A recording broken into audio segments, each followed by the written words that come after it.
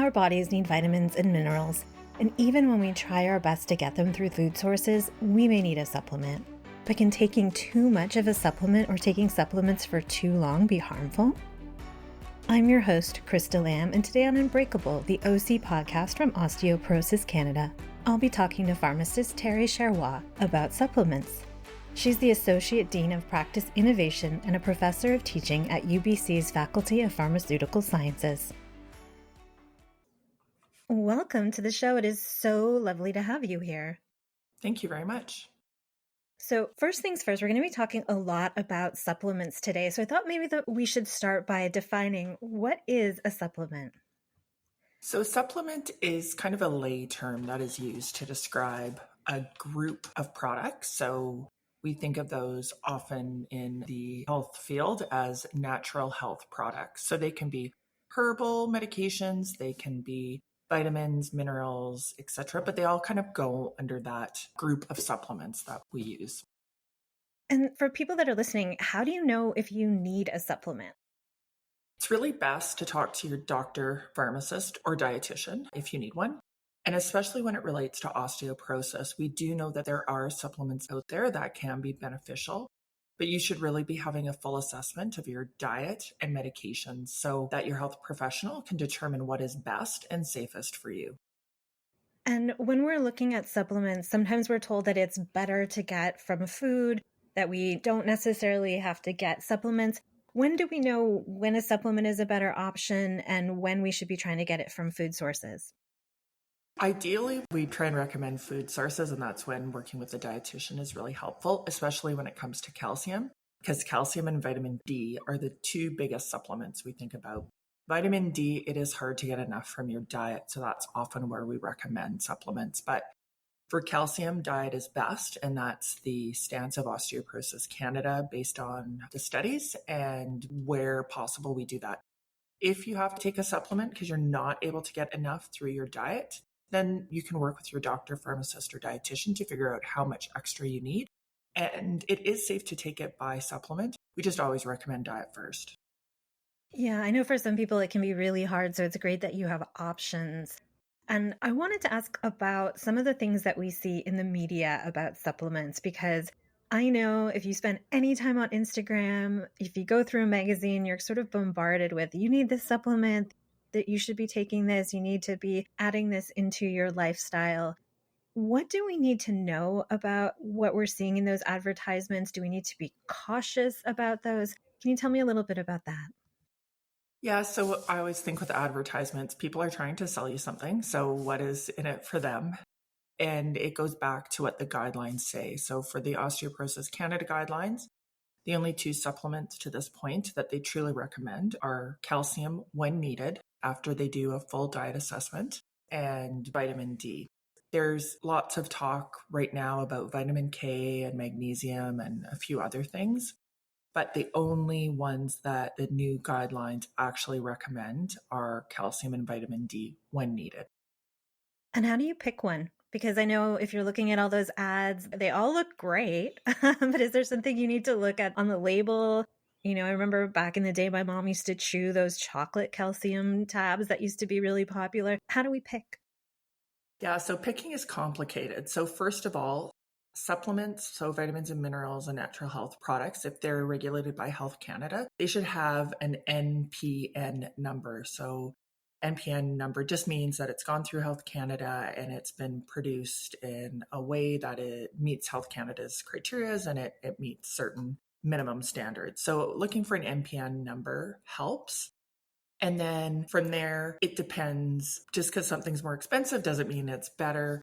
Calcium comes in a bunch of different forms, and calcium carbonate, which is the most common form, those are the big, as my patients call them, horse pills that they have to take if they're on calcium. That's the cheapest calcium. It's very inexpensive, but it's also the hardest to take. Lots of side effects, mostly constipation, and they are a really big tablet. So there are other options out there, but they have different varying amounts of calcium in each tablet. So even if the label says, 300 milligrams of calcium, that doesn't actually mean that's how much calcium you're getting in. So that's when you should really talk to your pharmacist about which one has the amount of calcium I need and what other medications am I on that might interact with the different types of calcium. For vitamin D, you can get different source vitamin D. Again, it doesn't really matter as long as you're meeting sort of that minimum amount, which we recommend 400 units a day across the board for everybody. And then it goes up from there depending on other risk factors. Is it okay if you're taking the chewables or a different kind that you just sort of like better? Does that factor in at all? No, the way you take it doesn't really factor in. What you need to look for is what's the second word that comes after calcium. So calcium carbonate is the most common one we see out there, and it gives you the most amount of calcium per tablet. But some people take calcium citrate because they're on other medications that they need to take the citrate because it's more easily absorbed by our body, but it has a lot less calcium per tablet. So those are the things that should be discussed with your health professional. But in terms of whether it's liquid or tablet or chewable, that doesn't really matter. Okay, that's really good to know because I know sometimes people will take them if they enjoy them a little bit more often. So, with things like we'll often see on the label something like water soluble, fat soluble, can you explain to the listeners what the difference is and if it matters which one you take? So usually those terms are related to vitamins. So vitamins, there's water soluble vitamins. So when I think of those, the most common kind are the vitamin B. So anything B12, B6, those are all water soluble. And what that means is when our body has more than enough vitamin B, it just pees out any extra. We get rid of any extra through our water. Fat soluble vitamins are vitamin A, vitamin D, vitamin E, and vitamin K. And so obviously vitamin D being a big one in osteoporosis management is the one we think about most with regards to fat soluble vitamins. And that just means it's stored in your fat. So you can actually overdose or take too much of those fat soluble vitamins. So it's important to not take over what's been recommended for you. There are some conditions where people have a vitamin D deficiency and they might take a lot more than what you would see on the label. But again, those are special cases. So for most people with vitamin D, they shouldn't be taking more than what's been recommended. Yeah, and you've mentioned a couple of times about things that you shouldn't take together, or there might be reasons why, if you're on a certain medication, you might be taking a different type of vitamin. I'm assuming also, I've often gone into, a health food store and there's someone who's stocking up on, 20 different types of supplements. Should you also talk to your doctor or pharmacist about counterindications with other supplements you might be taking? Yeah, so just because it's a supplement and just because it's maybe natural doesn't automatically mean it's safe. Too much of a good thing is still bad. So you want to make sure that you are always taking things that aren't interacting with other things. So the calcium supplements, for example, they interact with a lot of different things. So we're often very careful. There are medications people take that can decrease their absorption. If you're on antibiotics, you should always get that checked to see if it interacts with your calcium. So there are certain things that we have to be really careful about. And then also throughout, like from one supplement to another.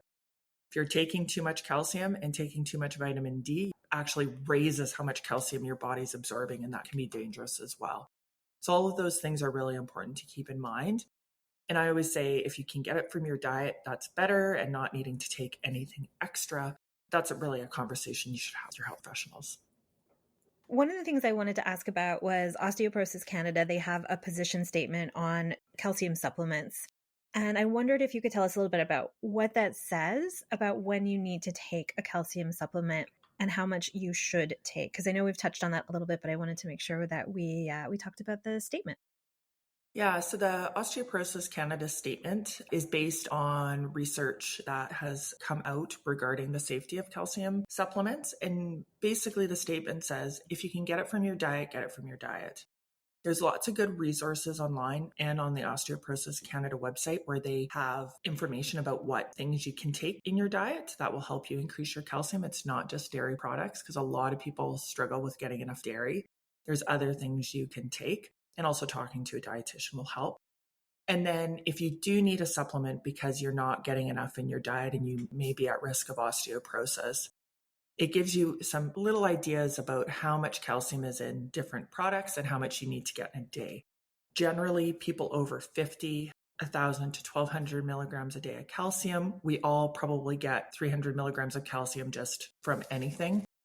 And then a serving of milk or some cheese, all those things add up. And you should be getting anywhere from 1,000 to 1,200 milligrams of calcium a day. If you're not getting that, then that's when you can add in a supplement. We generally don't recommend more than that amount at all, whether from supplements or food. And there's also a calcium calculator on the Osteoporosis Canada website, which can help you do the math to figure out if you need a supplement or not. You mentioned that taking too much calcium from supplements can be a problem. We had a guest on the show previously who talked a little bit about this, but I don't think people always realize that calcium is one of those things that you can get too much of. What happens if you get too much calcium from supplements, and why do we really need to avoid that? So the main thing with getting too much calcium from a day-to-day perspective is it can cause kidney stones. And that's something that if you've ever had them, you would never want them again. So that's something we worry about just in general. It may be linked to some cardiac issues, although the evidence on that is mixed, so it's hard to determine. So it's just, like I said, too much of a good thing isn't great. So just keeping in mind that you can take too much calcium, you can take too much vitamin D, and both those things can lead to problems. And similarly, is there anything that you should look out for if you do think you might be taking too much vitamin D? Are there any symptoms or things that you might start to notice? You can get twitching of your muscles and fatigue. Those would be the two sort of main things. We don't check vitamin D levels very often in very many people, and that's for a lot of different reasons. So it's not something we check. So that's why we're really careful about not overdosing on the vitamin D, and because it is fat soluble and you store it. So vitamin D in excess can actually lead to excess calcium levels. So it's kind of toxic levels of calcium that lead to that muscle twitching and fatigue. And I wanted to ask, when you're taking supplements, is there a length of time that you should take them for? Like if you start a calcium supplement, are you on it forever? Should you stop taking it at any point? So what is the length of time you want to be looking at for that? So something with calcium, I would say that it should be something that you're reassessing on a yearly basis. Just like any medication you're taking should be reassessed every year, any supplement you're taking. If your diet changes, if your medications change, all of that needs to be taken in context with how much calcium you're taking. Same for vitamin D. When we put somebody on vitamin D, though, for osteoporosis, generally we do recommend that long term. We're much more concerned about your vitamin D levels than we are about your calcium levels. And so in thinking about the long term, if you're taking a small amount of calcium as a supplement, is that actually helpful, or do you really need to be taking a larger amount of calcium to have a real impact? We don't want people taking any more than sort of that 1,000 to 1,200 milligrams a day. A small amount every day, if you feel you're not getting enough through your diet, is totally fine. And you can take that long term and it won't be a problem. It's just if you're taking a whole bunch of it, plus eating a whole bunch in your diet, then, that's when we should be reassessing. So truly having a small amount of supplement a day isn't going to exceed that 1,200 milligrams, but it's something that you can double check with the calcium calculator with your doctor or pharmacist. Really, really important things for people to know about, especially people who might be living with or at risk for osteoporosis. And so I wanted to ask if there was anything else that we haven't covered today that you would like to remind people about supplements or let people know about supplements. Yeah, so I think I said it once before, but I just want to reiterate that natural doesn't mean safe, and always double check. The supplements can interact with your medications, they can interact with each other. And we always want to make sure your medications are working the best possible for you in the best possible way and in the safest way. And that takes into account your supplements as well. So check with your pharmacist about your calcium and vitamin D intake. The new guidelines have really great information on that they will have access to, and the same with your doctor. And if you're worried about how much calcium you're getting in your diet, have a look on the Osteoporosis Canada website. There's some great resources, and that will help to determine if you do need a supplement. Amazing. And we'll also make sure that everyone has that information in the show notes. And I want to thank you so much for joining us today. This has been a really interesting conversation. I know I learned a lot. Thank you. Thank you so much to our guests for joining us today. I'm Krista Lamb, and you've been listening to Unbreakable, the OC podcast from Osteoporosis Canada. Today, I've been speaking with pharmacist Teri Charrois about vitamin supplements. If you'd like more information on osteoporosis, visit our website at osteoporosis.ca. If you have questions or comments about this topic or about our podcast, reach out to us on our website or via social media. You can follow us on Instagram and Facebook.